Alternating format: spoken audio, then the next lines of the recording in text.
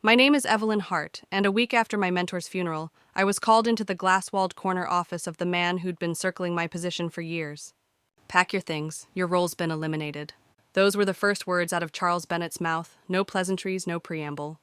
Just a clean slice to the jugular. The words landed like a punch to the ribs, stealing the air from my lungs, though if I'm being honest, I'd been bracing for it. The timing wasn't an accident.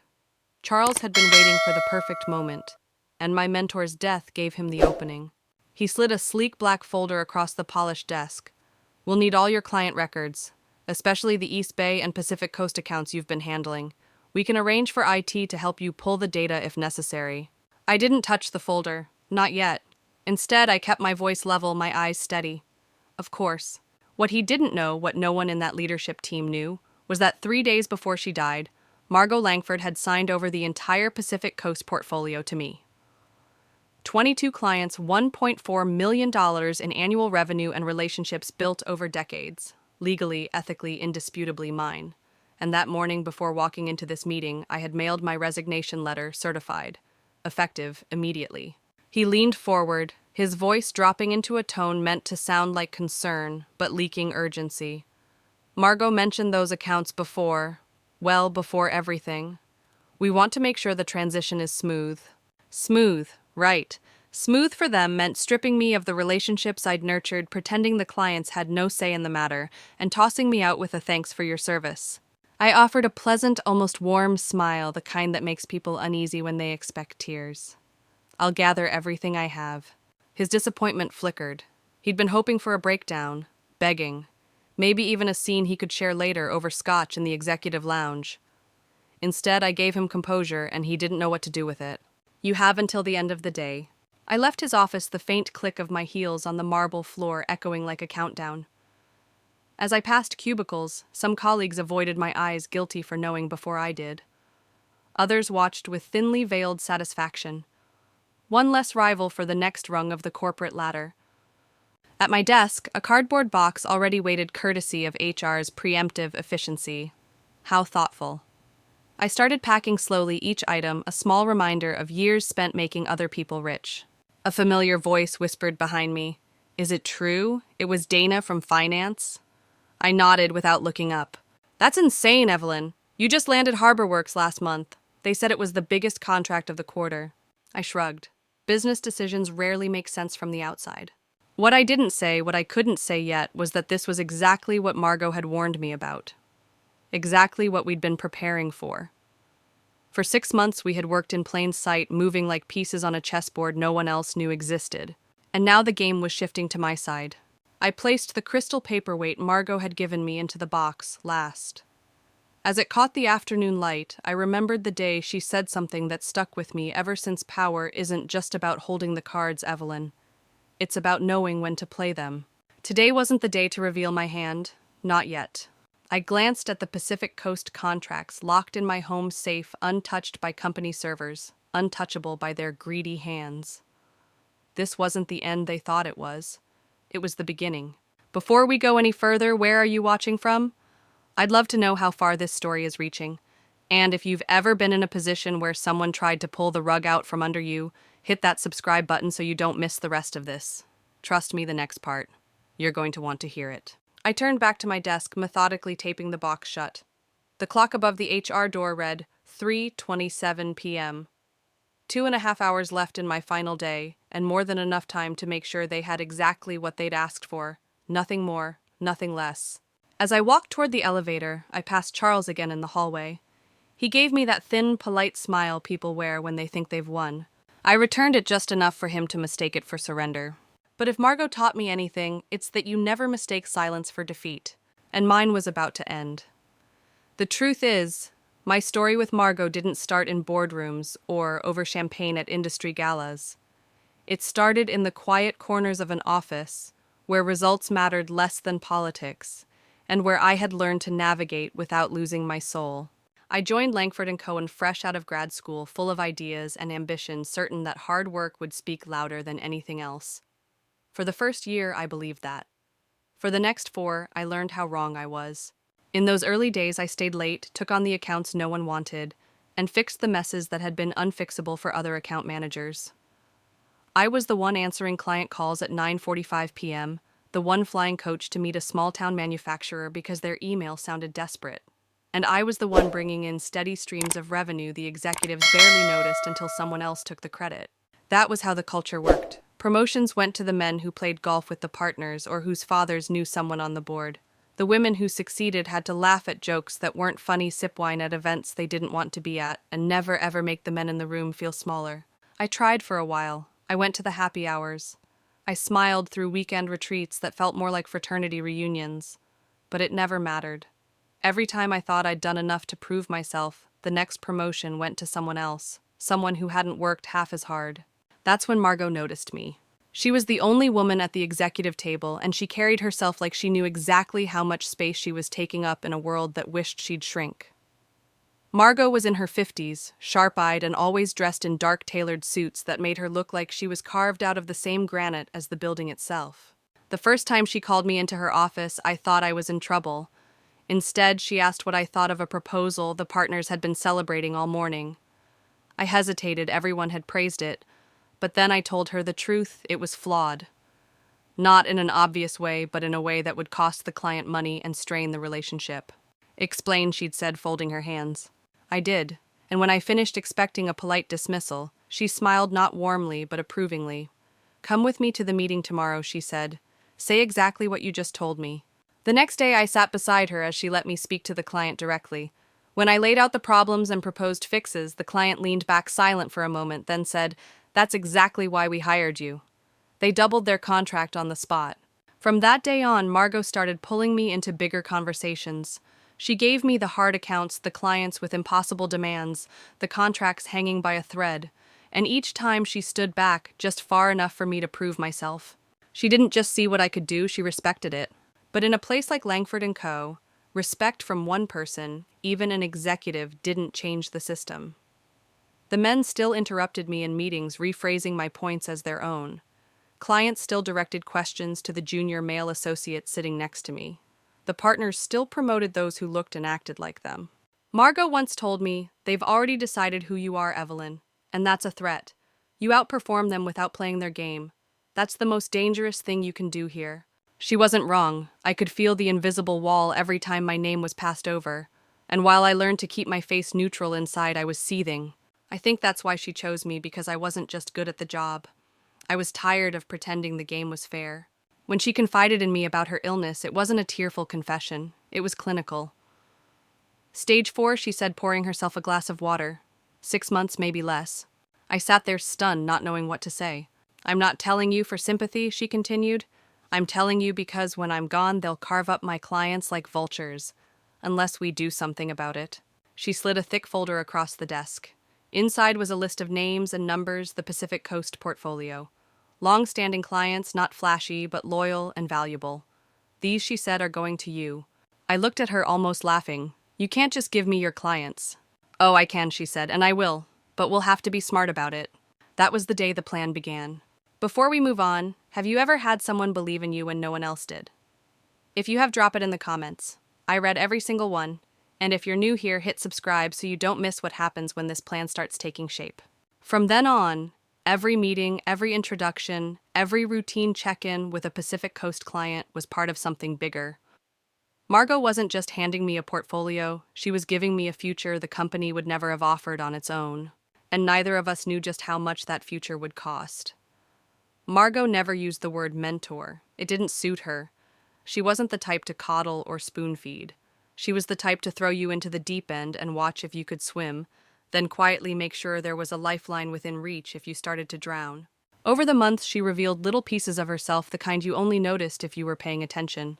A small scar on her wrist from an accident she never talked about. The way her jaw tightened in meetings when one of the partners cut her off. The way she rarely stayed for the post-meeting banter in the hallway, slipping back to her office instead, where the real work happened. She told me once late in the evening when the floor was nearly empty, "I've been at that table longer than anyone else in this company. I've closed deals they didn't think were possible. And still every day I have to prove I deserve my chair. It's exhausting, Evelyn." I didn't have an answer for her then. I was still young enough to think maybe if I worked harder I could dodge that fate. But she knew better. When she laid out her plan for the Pacific Coast accounts, it wasn't just about logistics, it was about survival. "These relationships are mine," she said, tapping the folder. "I built them before I was ever here, and I'll decide where they go." The first time she took me along to meet one of those clients, I felt out of place.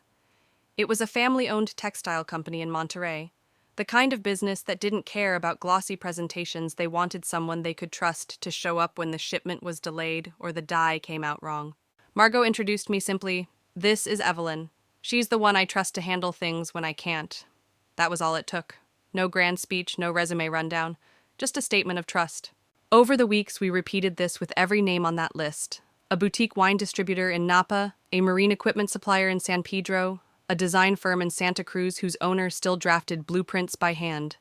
Each one got the same quiet handoff, subtle enough not to raise suspicion at headquarters, meaningful enough that the clients started calling me directly when they needed something.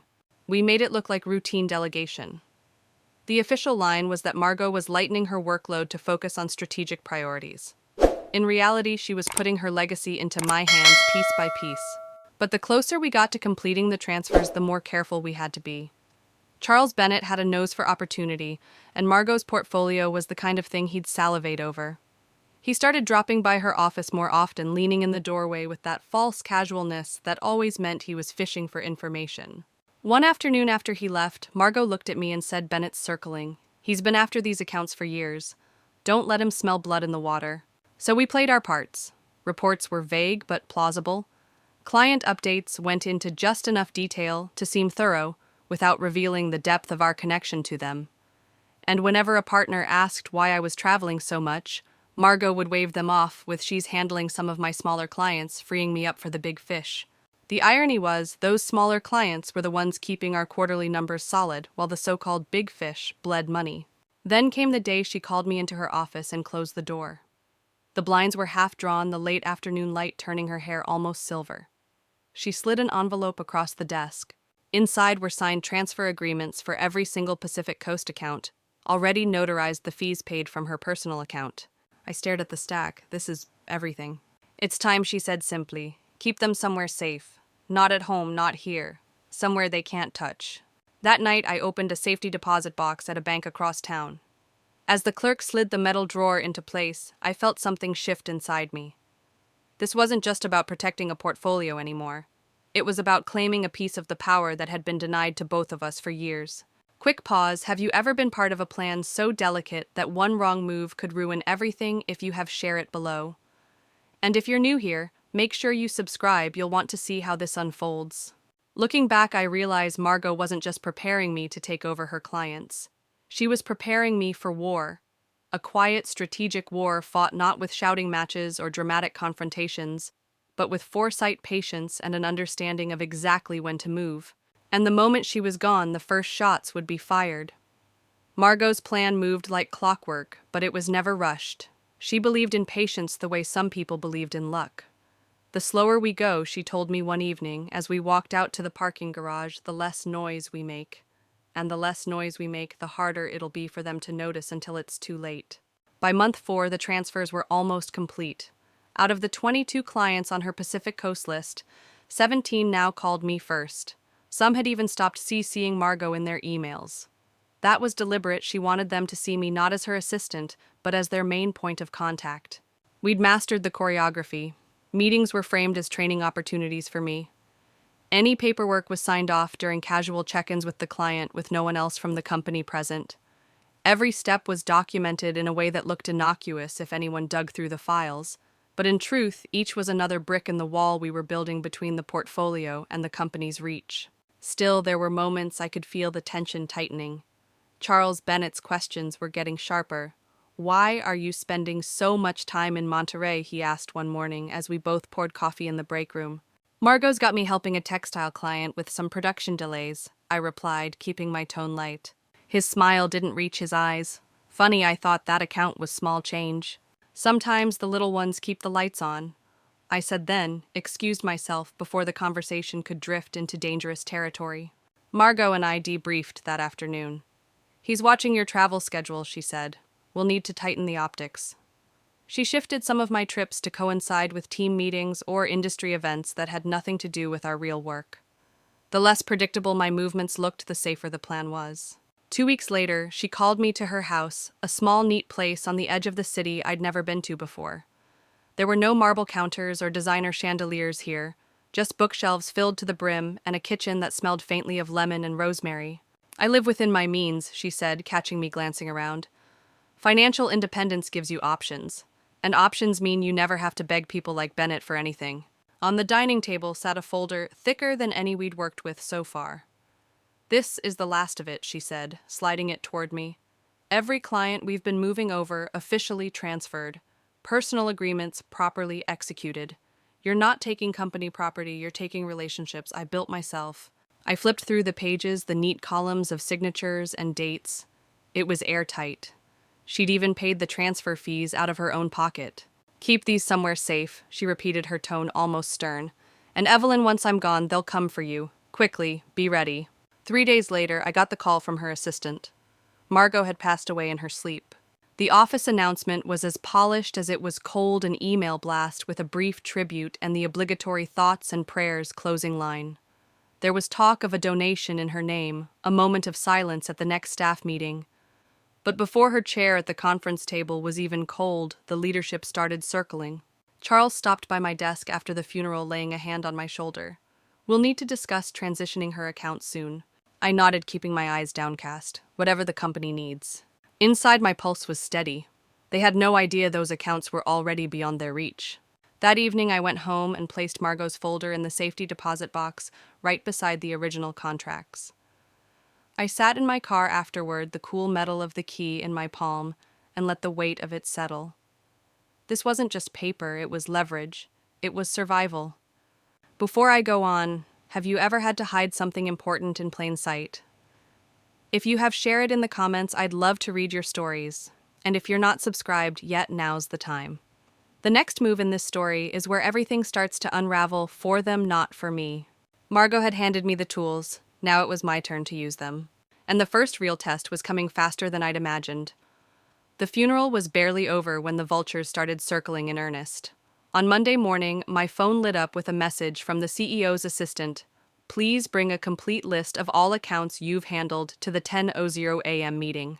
The phrasing was deliberate, all accounts. They weren't just fishing, they were setting the net.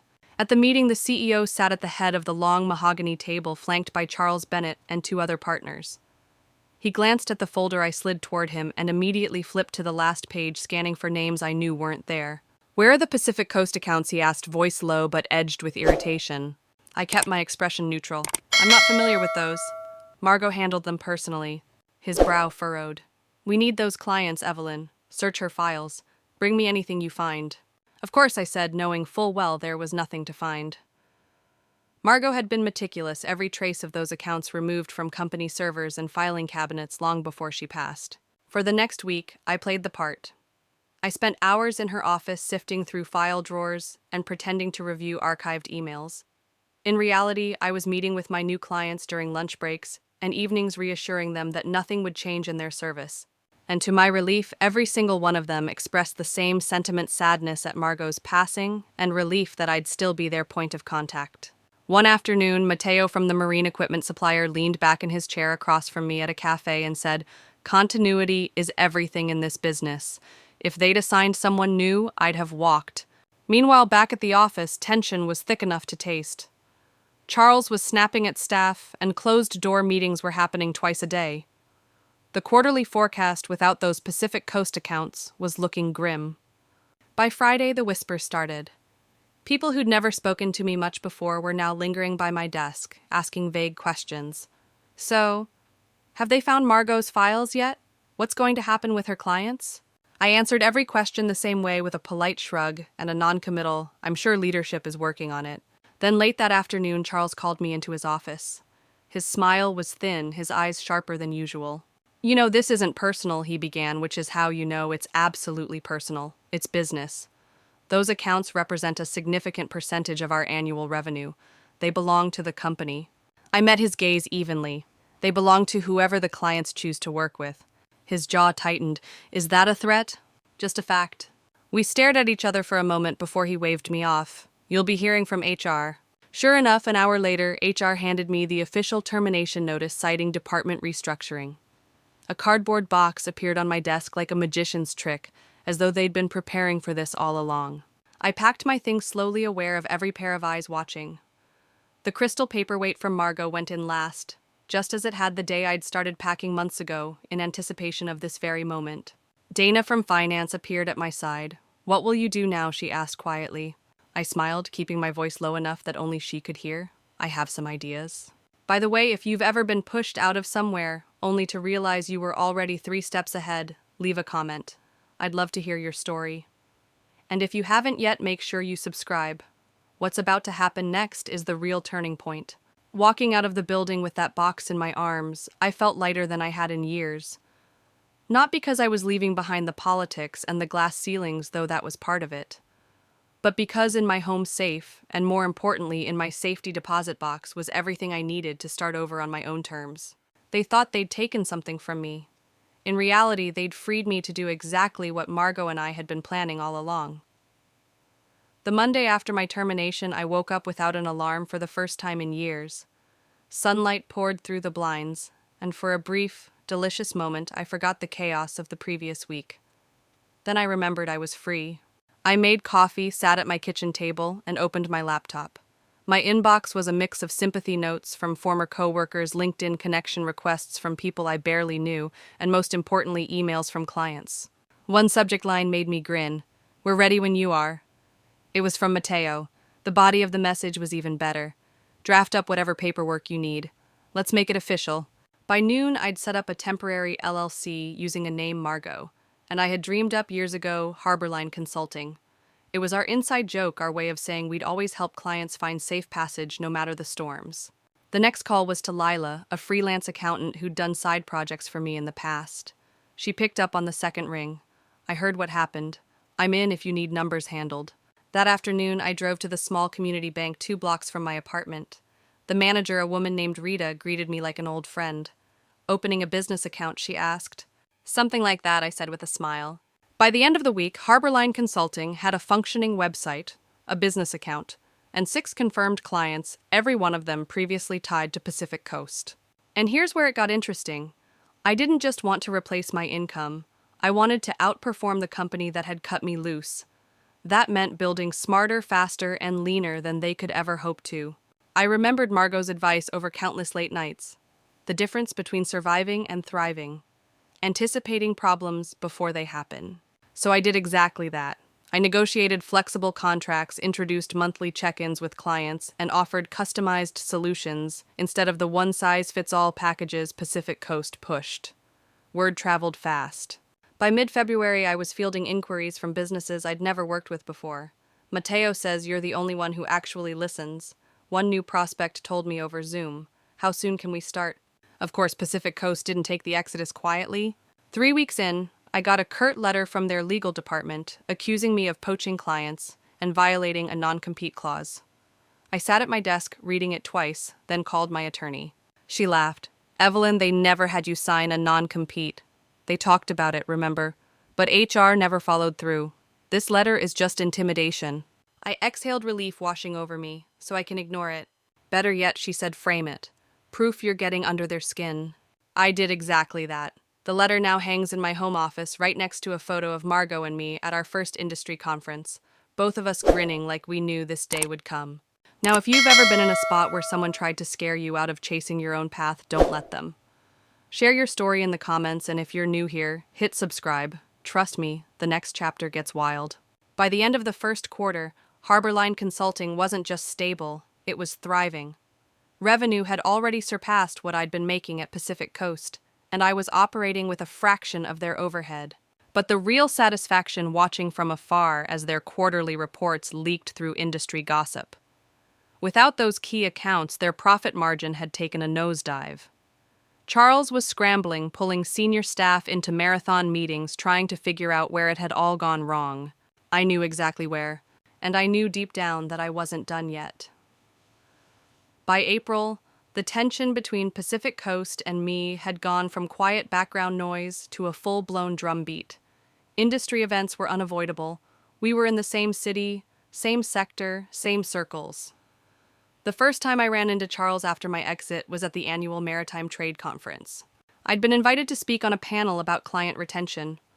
When I stepped onto that stage wearing a tailored navy dress, Margot once said, made me look like I owned the room. I caught sight of him sitting 3 rows back. His expression was unreadable, but his posture said everything: rigid, jaw tight, one leg bouncing with impatience. The moderator kicked off with a question about the changing tides in consultancy work. I leaned forward into the mic and said, the biggest mistake companies make is assuming clients are assets, not relationships. If you treat them like numbers on a spreadsheet, don't be surprised when they leave. I didn't look directly at Charles, but I felt the air between us shift. After the panel, I barely made it to the refreshment table before I was surrounded by attendees, some wanting advice, others curious about Harbor Line Consulting. I noticed with quiet satisfaction that several were current Pacific Coast clients. That evening, my inbox lit up again. 2 more businesses wanted to explore options. By the end of the week, both had signed on. I wish I could say it was all upward momentum, but the truth is, success drew attention, some of it unwelcome. A month later, I got word from an old colleague that Pacific Coast was spreading rumors that I'd stolen confidential data, that I'd undercut contracts illegally. None of it was true, but gossip has a way of sticking. Instead of fighting it head-on, I decided to use it. If they wanted to make me out as the dangerous competitor, I'd lean into the narrative. I started releasing case studies, not naming names, of course, that showed exactly how I'd helped clients boost revenue, streamline operations, and cut costs in half. Every win I posted felt like a counterpunch. The real turning point came when I got a call from Lena, a regional director for a major shipping consortium. I hear you're shaking things up, she said. Depends who you ask, I replied. She laughed. Good. We need shaking up. Can you meet next week? That meeting turned into a multi-year contract worth more than my first year's salary at Pacific Coast combined. It also put Harbor Line Consulting on the radar in a way I hadn't anticipated. Articles started circulating in trade magazines about the upstart consultancy making waves, and as I'd expected, the more visible I became, the more rattled Charles grew. He called me one afternoon out of the blue, sounding cordial, but strained. Evelyn, we should talk. There might be opportunities for collaboration. Collaboration. The word nearly made me laugh. I'm flattered, Charles, I said, but Harbor Line's doing just fine on its own. There was a long pause before he replied, you're making things harder than they need to be. I kept my tone even, not for me. I hung up knowing exactly what that conversation really was, a warning dressed as an olive branch. By the way, if you've ever had someone who underestimated you suddenly try to make peace once they realized you were winning, drop a comment. And don't forget to subscribe, because what I'm about to share next will make that call look like child's play. In private, I could almost hear Margot's voice. The moment they come to you, you've already won. And she was right. I wasn't just surviving outside Pacific Coast, I was building something they couldn't touch. But I also knew this was only the middle of the game. The end game that was still ahead. The end game started to take shape on a rainy Thursday afternoon. I was in my office, coffee and hand jazz low in the background, when my phone buzzed with a message from a former Pacific Coast employee named Trevor. We need to talk. It's about Charles. Trevor had been in the finance department back when I was there. Quiet, detail-oriented, never one to get tangled in office politics. For him to reach out now meant whatever he had was serious. We met later that evening at a small diner halfway between our neighborhoods. He looked tired, like someone carrying a secret too heavy for too long. After the waitress poured our coffee, he leaned in and whispered, "They've been falsifying expense reports. Charles is funneling money through fake vendor accounts." I felt the air leave my lungs. "Trevor, are you sure?" He slid a flash drive across the table. "Every transaction is on here. Dates, amounts, the whole trail. I've made copies in case something happens to me." I didn't touch it immediately. Why bring this to me? "Because you're the only one they can't buy off," he said flatly. "And because if you play this right, you can finish what you started." Back in my office that night, I stared at the flash drive like it was a live grenade. There was enough here to ruin Charles, maybe even sink Pacific Coast entirely. But there was also risk, legal, professional, personal. I called my attorney, laid out the situation, and she said, if this is legit, you don't go public yet.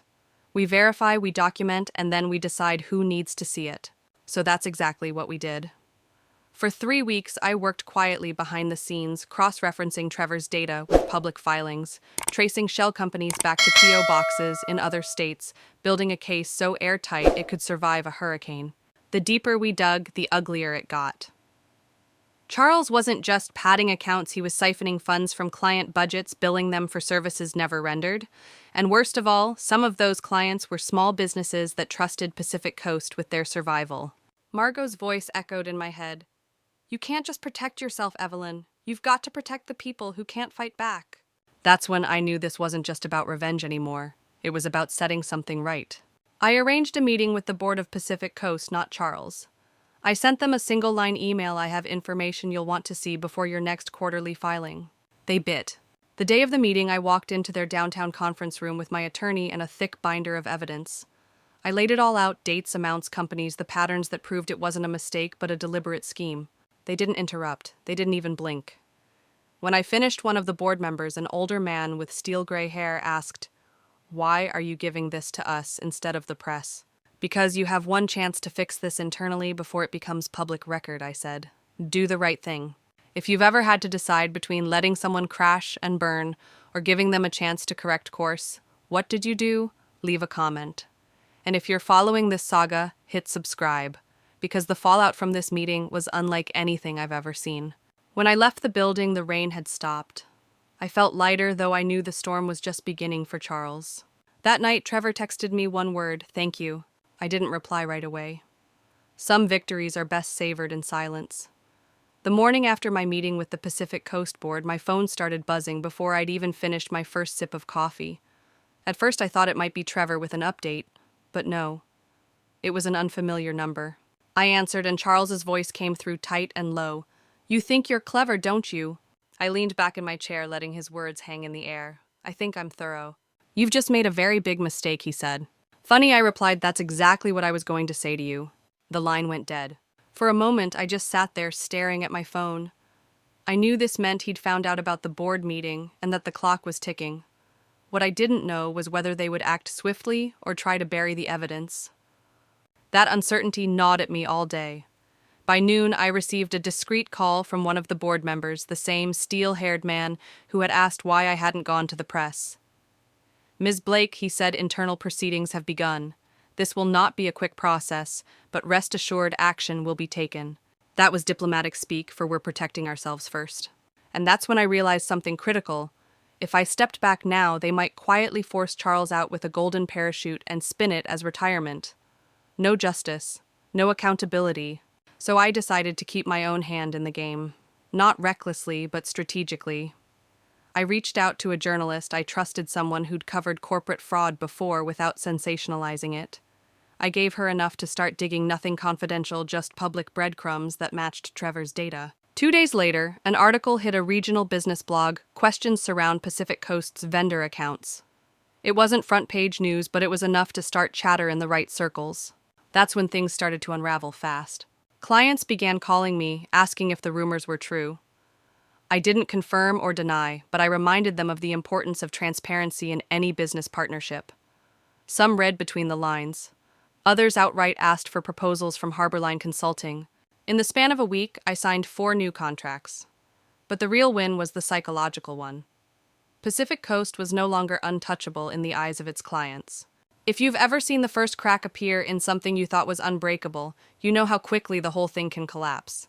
And if you want to hear what Charles did next, trust me, you'll want to stick around for the next part. Hit that subscribe button now, because the next move he made was so desperate it almost worked. Behind the scenes, I knew I had to prepare for whatever retaliation was coming. Charles wasn't the type to slink away quietly. I hired additional legal counsel, briefed my team on potential smear tactics, and doubled down on our client service so no one could accuse us of being distracted.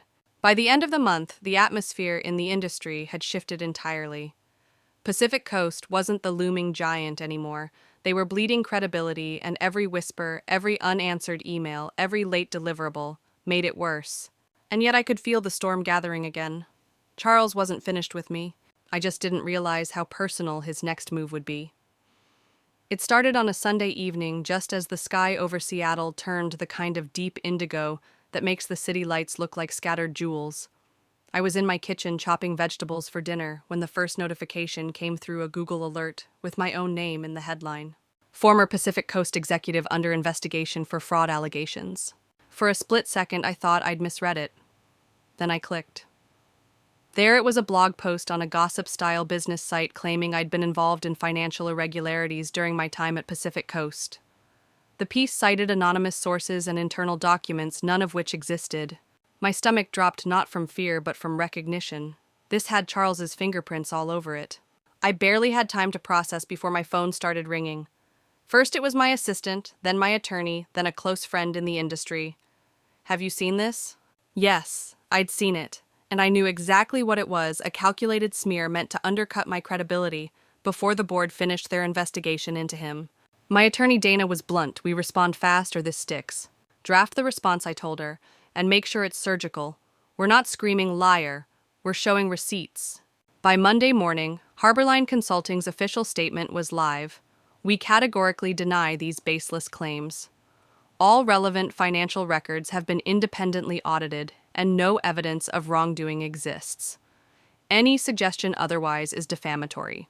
I attached a public link to the audit summary. No bluster, no overcompensation, just facts. But Charles wasn't done. That week, someone created fake social media accounts using my name and photo, posting inflammatory comments on industry forums. My team flagged and reported them, but not before a few curious clients reached out privately asking what was going on. I kept my tone steady with each reply. "Someone's trying to distract you from the real story. You know my work, you've seen the results. That's what matters." Inside, though, the pressure was mounting. Charles was trying to force me into playing defense to pull me away from the offensive moves I'd been making. Then came the real punch. On Thursday, Trevor called, his voice tight. "They've subpoenaed me." "What? For what reason?" "They're claiming I violated an NDA and leaked confidential financial data. They're saying you put me up to it." My hands gripped the phone so hard my knuckles whitened. "Trevor, listen to me. You did nothing wrong. I'll cover your legal fees. You are not alone in this." He let out a breath. "I knew they'd fight dirty. I just didn't think it would get this personal." It was personal. That's what Charles wanted, to isolate me, to scare my allies into silence. But if there was one thing I'd learned over the years, it was that fear only works if you let it. So I doubled down. I met with my attorneys that night, and we put together a countersuit for defamation, not just for me, but on Trevor's behalf too. If Charles wanted a war, we were going to fight it on record. Here's where I'll ask you, have you ever been in a situation where telling the truth meant you had to fight twice as hard just to be heard? Drop your story in the comments, because I know some of you have been here too. And if you think the smear campaign was the worst Charles could do, the next move he made crossed a line you don't come back from. Make sure you're subscribed so you don't miss it. By the end of that week, I wasn't just defending myself anymore. I was building the foundation for a counterattack so strong that when it landed, it wouldn't just knock Charles out of the game, it would make sure he never got to play it again. I didn't know it yet, but the opportunity to deliver that blow was already on its way. By the time the opportunity presented itself, I was living in a constant state of readiness, phone always charged, inbox monitored, like a hawk legal team on speed dial. Every move Charles made was designed to chip away at my focus. But then, like a gift wrapped in irony, he handed me exactly what I needed to dismantle him. It came through a back channel, an ex-employee of Pacific Coast, who had seen the smear articles and decided they'd had enough of Charles's games. Her name was Margaret, a quiet operations analyst who had worked under him for nearly a decade. She sent me a discreet email with the subject line, "If you want proof, I have it." My first instinct was caution. I ran the message through my security filters, then confirmed her identity through mutual contacts. Margaret wasn't bluffing. She had archived internal communications spreadsheets and even audio clips of Charles ordering staff to adjust vendor invoices to pad quarterly revenue. We met in a small cafe on the north side of town, the kind where nobody paid much attention to strangers. Margaret slid a thumb drive across the table, like we were in some corporate espionage thriller. "Why now?" I asked. She sipped her coffee, eyes steady. "Because you're the first person who stood up to him and hasn't backed down. I'm done watching him wreck people's lives." I didn't promise her victory. I promised her I'd use what she gave me responsibly, and that I'd protect her as best I could. That night, I reviewed the files with my attorney, Dana. What I saw made my stomach tighten. Clear patterns of falsified billing, falsified vendor contracts, and a trail that led straight to Charles's approval email. If the board had been dragging its feet before, this was the kind of evidence that could shove them into action. We strategized for hours.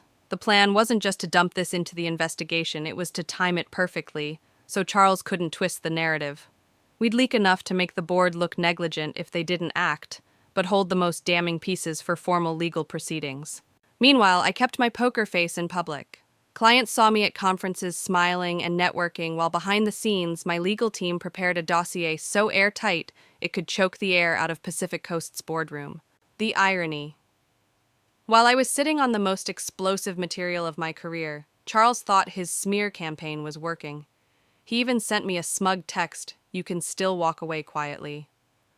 I didn't reply. I saved it. Dana smiled when she saw it. That's intimidation. Keep it for the file. By week's end, I had an unshakable sense that we were nearing the turning point. I could feel the story tightening around Charles like a vice, but I also knew cornered people make dangerous moves. Sure enough, on Friday afternoon, I got a call from Trevor. "You won't believe who just showed up at my apartment," he said, his voice shaking. Charles. He'd gone to Trevor's home unannounced, trying to reason with him, offering to make the legal trouble disappear if Trevor signed a statement retracting his testimony. Trevor didn't take the bait, but it was the clearest sign yet. Charles knew the walls were closing in. This is the part where I'll tell you when you've got someone like Charles on the ropes, you don't let up. You don't give them time to regroup. You finish the fight. And if you want to know how we finally cornered him, what the exact move was that forced his career into freefall, stick around. Subscribe now so you don't miss the takedown. I closed my laptop that night knowing we were past the point of no return. The evidence was ready. The board couldn't ignore it. And Charles. He had just made his last unforced error. What came next would be public, irreversible, and utterly devastating. The morning felt different. Not quieter, more like the tense stillness before a storm breaks.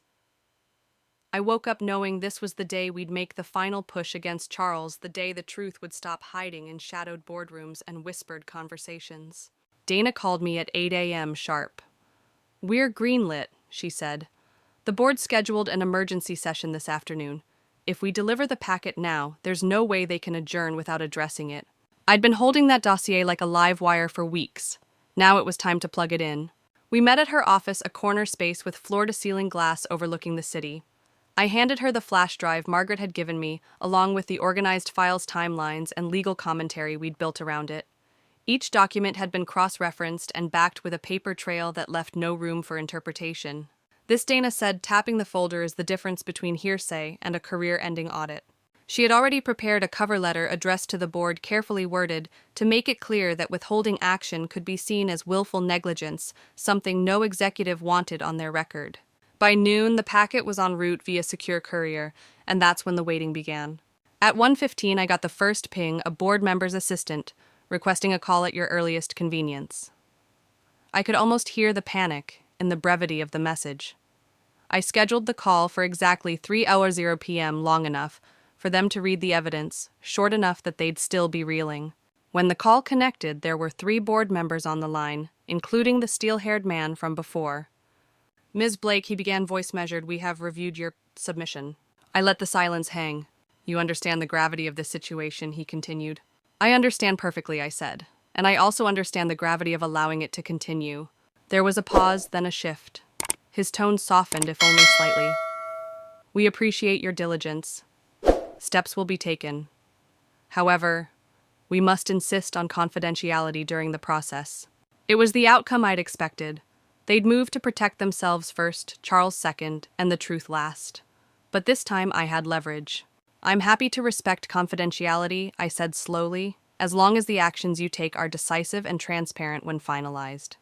If this is handled quietly to save face, I will consider it my ethical duty to ensure the truth is known, regardless of venue." Another pause, then understood. By late afternoon, whispers were already making their way through the industry. Pacific Coast employees were suddenly on mandatory leave. Internal auditors had been called in, and Charles' office was locked by security before the end of the day. But here's where it got dangerous. Around 7 p.m., I received a text from an unknown number. "You think you've won. This isn't over." I stared at the screen, my mind racing through possibilities. Was it Charles, a loyalist, or someone trying to intimidate me on his behalf? Dana told me not to respond, but I couldn't ignore the feeling that the game had just shifted into a darker phase. If you've been with me through this story, you know I'm not someone who folds under pressure. But what came next wasn't just corporate fallout, it was personal. And if you want to see how close Charles came to turning the tables in a single night, make sure you stay with me. You won't believe the risk I had to take to shut him down completely. That night, I triple-locked my doors, set my phone to record automatically on incoming calls, and made sure every shred of evidence was duplicated and stored off-site. Because I knew without a doubt that Charles wouldn't go quietly into the dark. I didn't sleep that night. Every creak in the walls sounded like footsteps. Every car passing on the street felt like it slowed just a second too long. By morning, I told myself I was imagining it, until I saw the envelope on my front porch. No stamp, no return address, just my name in block letters. I took it inside, heart pounding. Inside was a single sheet of paper with one line. People who play with fire eventually burn. It wasn't signed, but I didn't need a signature. Charles had always preferred intimidation over subtlety. I scanned the note, photographed it, and sent it to Dana with a single message. We're past corporate now. This is personal. At 9 a.m. she called. He's desperate, she said flatly. The board voted to suspend him pending a formal investigation. That means his access to company resources is gone. But he still has friends, and he's trying to scare you into backing off. I'm not backing off, I said. My voice didn't waver, but inside my adrenaline was already spiking. That's why I need you to listen carefully, Dana continued. Don't be alone. Don't go anywhere without telling someone where you are. And keep documenting everything. The day dragged on. I buried myself in client work, anything to keep my mind from replaying the note over and over. But around 4 p.m., my phone buzzed with a message from Margaret. I think you should see this in person. Don't call. Meet me at the cafe on 8th, back corner. It wasn't her usual tone. Margaret was calm under pressure. If she sounded rattled, something serious was brewing. I arrived at the cafe 20 minutes later. She was already there, a manila folder clutched in her hands. She slid it across the table without a word. Inside were printed email threads between Charles and 2 of the remaining board loyalists. They weren't just scheming to undermine the investigation. They were laying out a plan to pin everything on me. Vendor payments. They'd claim I manipulated records after leaving the company. Client poaching. They'd call it breach of non-compete. They even discussed leaking rumors about my personal life to the press. Margaret's voice was tight. He's going scorched earth. That's when I knew if I didn't control the narrative now, I'd be destroyed before the investigation concluded. I took a breath. We go public. Full disclosure. Margaret hesitated. That will blow up everything, your anonymity, your leverage. I know, I said, but it also ends his ability to twist the truth. If they want to play with fire, I'll bring the whole blaze into daylight. That night, I sat down with the journalist I'd contacted weeks earlier. I handed over every verified document, every timeline, every corroborated testimony. No speculation, I told her. Only what you can prove and stand behind. She worked through the night. By dawn, the headline was ready. Exclusive former Pacific Coast exec faces fraud probe amid allegations of retaliation and threats. It wasn't sensational, it was surgical. Dates, figures, sources, unshakable. If you've ever had someone try to rewrite your story, you know there's a moment where you have to choose hide and hope or fight in the open. I'd chosen the fight, and if you're still with me, you'll want to see the twist that even I didn't see coming. It's the moment Charles made a final reckless move that backfired so hard it ended his career in one stroke. Don't miss what happens next. When the article went live, the reaction was instant. Calls from reporters, emails from clients, some cutting ties with Pacific Coast on the spot. And most telling of all, radio silence from Charles. Too much silence. And that's when I realized he wasn't gone. He was regrouping. By the next morning, the silence was over. I woke to the sound of my phone vibrating on the nightstand over and over like it was trying to crawl away from the incoming flood. 33 missed calls, 17 voicemails. My email inbox flashing with dozens of new messages, most from reporters I didn't even know. At first I thought it was just fallout from the article. But then I clicked one of the news alerts at the top of my phone screen and froze. Pacific Coast CFO found in violation of SEC regulations. Whistleblower files, trigger federal raid. The headline was paired with a photo of agents in dark jackets wheeling boxes of documents out of the company headquarters. And right there between 2 stone-faced officers was Charles' red-faced hair, disheveled, his hands in cuffs. I blinked. I hadn't expected this yet. I knew the investigation was moving, but federal raid's arrest, it was almost too sudden. That's when my phone rang again, Margaret. Turn on Channel 7, she said. Her voice was shaking, but not with fear, with adrenaline. I grabbed the remote and switched over just in time to see live footage. The anchor was narrating, "Sources confirm the arrest follows evidence provided by internal and external witnesses, detailing fraudulent accounting practices, illegal kickbacks, and intimidation tactics aimed at silencing opposition." They were showing pictures, emails, balance sheets, many of which I'd seen, many of which I had handed over. But before I could even process it, Margaret dropped the real bomb. "Charles tried to run," she said. "When he realized the raid was happening, he went for his car. Problem is, they already had him under surveillance. He didn't get 10 feet before they grabbed him." I let out a slow breath, picturing the man who had spent years controlling boardrooms now being told where to stand, what to say or not say at all. And then I remembered his note from days earlier. People who play with fire eventually burn. The irony nearly made me laugh out loud. Yet even in that moment, I knew I couldn't celebrate just yet. If Charles was desperate enough to try to run, he might also be desperate enough to drag everyone else down with him, and I was still very much on his list of enemies. Sure enough, that afternoon, a reporter called asking for comment on allegations that you were part of the same fraudulent deals before leaving the company. It was exactly the smear tactic we'd predicted. My chest tightened, but then I realized something. This time I wasn't scrambling. I'd already prepared. "Everything I've done is documented and verifiable," I told the reporter calmly. "And as you've seen, I'm not afraid of sunlight. Publish the truth. Nothing else." That night, Dana invited me to meet with her and a small group of whistleblowers from other companies. We sat in a dimly lit bar, each of us sharing the moment we realized we couldn't stay silent any longer. One man told of being followed home after refusing to falsify safety reports.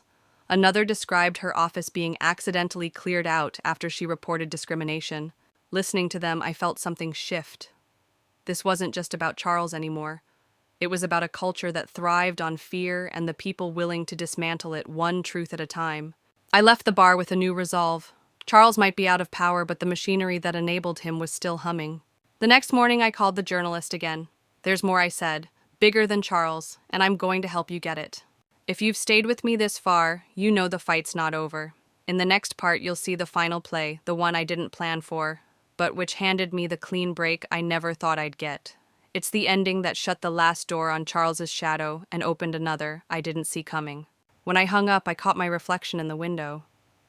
I didn't look like the person who started this fight months ago. I looked like someone who had been through fire and walked out the other side, not untouched, but unbroken. And maybe, just maybe, ready for whatever came next. The final confrontation didn't happen in a courtroom. It didn't happen in a boardroom. It happened on a crisp Saturday morning in a place I never imagined my front porch. I was sipping coffee, watching the quiet street when a black sedan pulled up. The kind that makes your stomach drop before you even know why. The back door opened and out stepped Charles. No handcuffs this time, but he looked older, like the months had scraped layers off him. His suit was wrinkled, his tie loose, his eyes bloodshot. For a moment, we just stared at each other. Then he spoke, his voice low. "You won." It wasn't bitter. It wasn't even sarcastic. It was resignation. I stayed seated. "You didn't come here to congratulate me." He glanced at the street, then back at me. "They're going to strip me of everything. The company, the house. The accounts are frozen. My family won't speak to me. And the worst part, the lawyers say I could be looking at 15 years.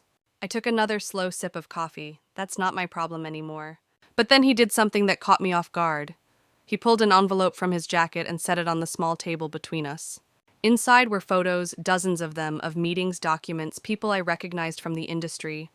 And every one of them was evidence against individuals far above Charles on the food chain. "This," he said, "is my bargaining chip, but I'm done playing. You do what you want with it." I didn't reach for it right away. Part of me wondered if it was another trap. But another part, the part that had spent months watching corruption dance just out of reach, knew this was a key I couldn't ignore. "Why give it to me?" I asked. He looked down, almost embarrassed. "Because you're the only one who was willing to burn for the truth. And I guess I'm tired of being the villain in my own story." It was strange hearing a man like Charles admit defeat not just to me, but to himself. And in that moment, I realized something. Winning against him wasn't the victory. Surviving him was. I took the envelope. "I can't promise what happens next," I said. "But I can promise it won't disappear." He nodded once, then walked back to the car. The sedan pulled away, leaving only the faint smell of exhaust and a table between us that felt suddenly heavier. That night, I called the journalist one last time. I have something new for you, I said, and it changes the whole game. The story we published from that envelope didn't just end Charles's career. It cracked open an investigation that swallowed half a dozen executives across multiple companies. It was bigger, louder, and cleaner than anything I could have orchestrated alone. When the final article went live, my phone lit up again. This time it wasn't fear. It was messages from people I'd never met, employees, whistleblowers, even strangers saying, "You made it easier for the rest of us to speak up." That I realized was the real win. And if you've been with me through this entire journey, you already know this isn't where the fight ends. It's where the next chapter starts. If you want to see the other battles I've fought and the ones I'm preparing for, stay here with me. Subscribe, share this story, and tell me in the comments. If you had the power to expose the truth, would you risk everything for it? When I closed my laptop that night, the air felt different, lighter. I wasn't naive enough to think the system had been fixed, but at least now there was a crack big enough for the light to pour through. And for the first time in a long time, I felt like I could breathe. The chaos eventually faded into a strange kind of quiet. No more constant phone calls, no more surprise knocks on the door, no more waking up in the middle of the night, wondering if another storm was about to break over my head. I spent my mornings differently now, walking through the park with a cup of coffee, watching the early sunlight spill across the trees. The weight I'd carried for so long was gone, replaced by something I hadn't felt in years: peace. The small apartment that once felt like a bunker now felt like a home. I added plants to the windowsills, filled the shelves with books that had nothing to do with legal battles or corporate politics. Friends started visiting again, not to strategize or give updates, but just to share dinner and laugh until the candles burned low. One afternoon, while sorting through old boxes, I found a notebook from the early days of my career pages, filled with ideas, goals, and a naive belief that I could make a difference. I smiled, because despite everything, I still believed it. And maybe now I believed it even more. Life didn't magically become perfect.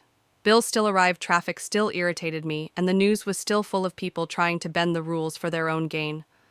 But the difference was, I knew I could stand my ground. I knew my voice mattered. And perhaps most importantly, I knew that telling the truth, no matter the cost, was always worth it. So if you've stayed with me through this journey, I hope you carry this with you. Your story matters. Your courage matters. And sometimes the smallest act of standing up can set off a chain reaction you'll never fully see. But the world will feel it. If you'd like to hear more of these stories of real fights, both won and lost, stick around. Share yours in the comments. Let's keep the conversation alive. Because this isn't just my ending. It's a beginning for anyone ready to step into the light.